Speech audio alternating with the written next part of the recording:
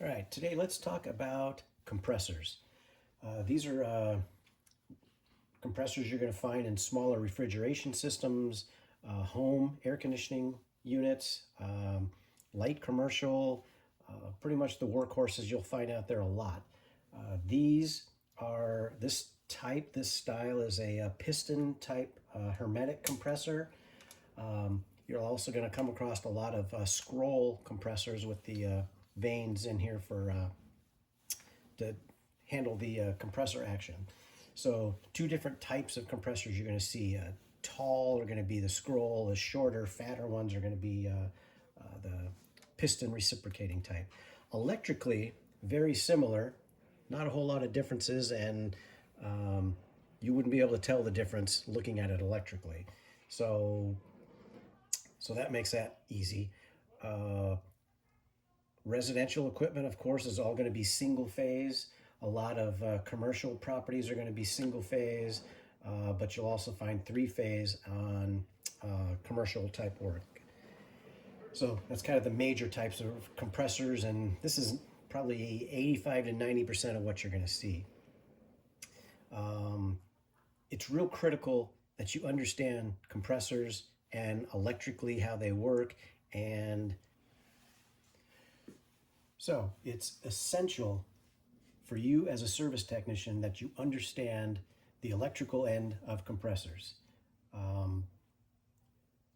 They are somewhat difficult to understand and know. Most technicians out there, I would say, do not have a good understanding of it. And we're going to walk through how we diagnose looking at these windings, how we take readings, and how we figure out what's going on inside these compressors when they do fail, and how do we prove that they have failed and make a good diagnosis.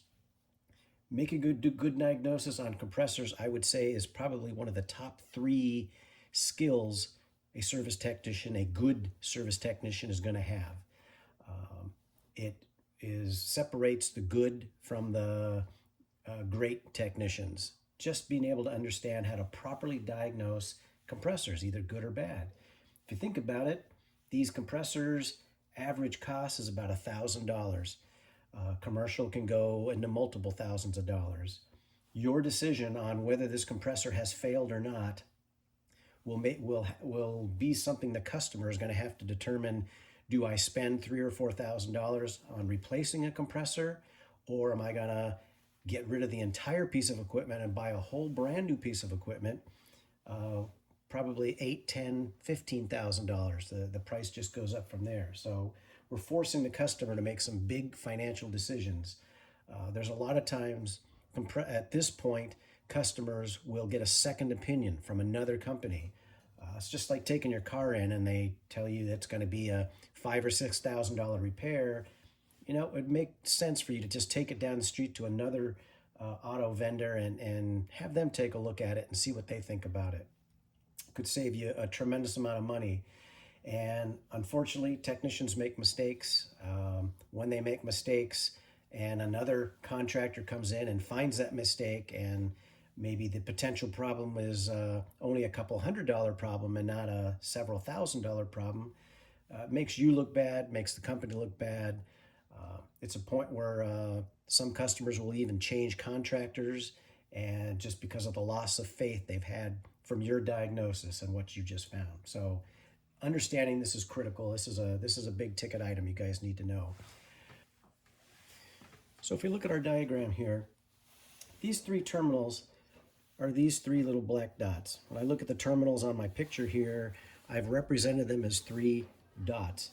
Between two of these dots is my start winding. Between two of the other dots is my run winding. And between these two dots is a total of both of my windings. So here's the first thing you need to remember. When I'm taking resistance readings across these three terminals, I'm going to take three readings, one here, one here, one here.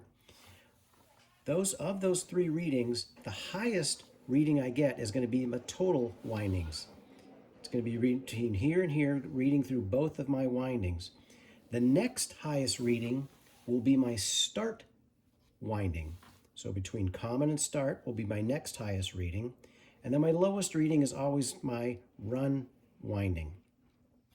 So if you can just remember these things, and this is something you're going to have to memorize and know, the highest reading is always going to be the total of both windings. The next highest is going to be my start winding. The next lowest reading is going to be my run winding. Got to memorize that, and you got to know that. On a good compressor, you should see 3 definite numbers. 2 of them should add up to the third one. Now, again, this is heating and air conditioning. This is not a perfect science. These numbers are not always going to add up precisely. There's rust, there's corrosion, there's bad meter connections, there's weak batteries in your meter, there's meters that have fallen out of your tool bag and are not quite the calibrated meter that it used to be. Things are not going to be perfect and exact. So just close is all we're looking at. The 2 of these numbers should add up pretty close to the third one. And we're going to look at one of these compressors and do that math, and we're going to see what it looks like. The next thing you want to remember is on 3-phase windings. They're a lot easier. I've got 3 basically the same windings, and all 3 of these windings are going to have very, very similar readings, almost exact, but pretty close. So that's what you're looking for on 3-phase. Just between the terminal readings, are all of them about the same? If they are, you know it's a 3-phase compressor, and you know your compressor's good. If you look at the nameplate on the compressor, and the compressor says it's 3-phase, and then you check all your terminals and you don't have similar readings, it's a good indicator you have a bad compressor. That's the simple part of it. Number 1, take your resistance readings, analyze those readings, determine from that, do I have a good compressor or not?